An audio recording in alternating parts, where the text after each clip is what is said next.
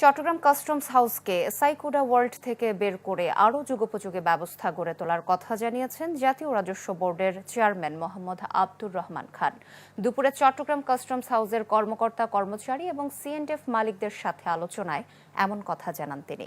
বন্দরে পড়ে থাকা ৬,০০০ কন্টেইনারকে দ্রুত নিলামে তুলে শেডগুলো খালি করারও কাজ চলছে বলে জানান এনবিআর প্রধান। বলেন, প্রথম নিলামেই যেন পণ্য দিয়ে দেয়া যায় সেই বিষয়টিরও কাজ চলছে। এ সময় অফডক এবং শিপিং প্রতিষ্ঠানগুলো নিয়ে নানা সমস্যার কথা তুলে ধরেন সিএনডিএফ মালিকরা। সব সমস্যার কথা আমলে নিয়ে দ্রুত সমাধানের আশ্বাস দেন এনবিআর চেয়ারম্যান। শুল্ক ফাঁকি দিয়ে সিগারেট আমদানিকারীদের বিরুদ্ধে হুঁশিয়ারি উচ্চারণ করেন তিনি।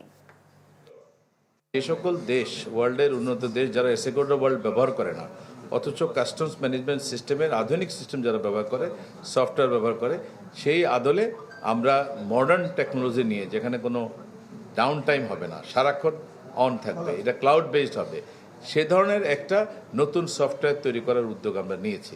যখন আমাদের এই কাস্টমস ম্যানেজমেন্টের নতুন সফটওয়্যারটা হয়ে যাবে, কমপ্লিট হয়ে যাবে, তখন আমরা যেটা করব সেটা হচ্ছে পাইলটিং করব, অল্প অল্প জায়গায় চালু করব। যখন দেখব যেটা খুব ভালো সার্ভিস দেয়, তারপর আমরা ধীরে ধীরে সেগুলো থেকে সরে আসবো। বন্দরে অনেকগুলো কন্টেনার, প্রায় ৬,০০০ কন্টেনারের উপরে দীর্ঘদিন ধরে পড়ে আছে। এগুলো অকশন করে চট্টগ্রাম বন্দরকে পুরোপুরি ফাঁকা করা, বিশেষ করে যেগুলো দীর্ঘদিন পড়ে আছে, তার জন্য আমরা উদ্যোগ নিয়েছি। আমরা প্রায় ১০০ জন অফিসার এমপ্লয় করেছি এগুলোর ইনভেন্টরি করার জন্য। 90% ইনভেন্টরি করা কমপ্লিট হয়ে গেছে, বাকিগুলো আগামী ৪ মাসে কমপ্লিট হয়ে যাবে।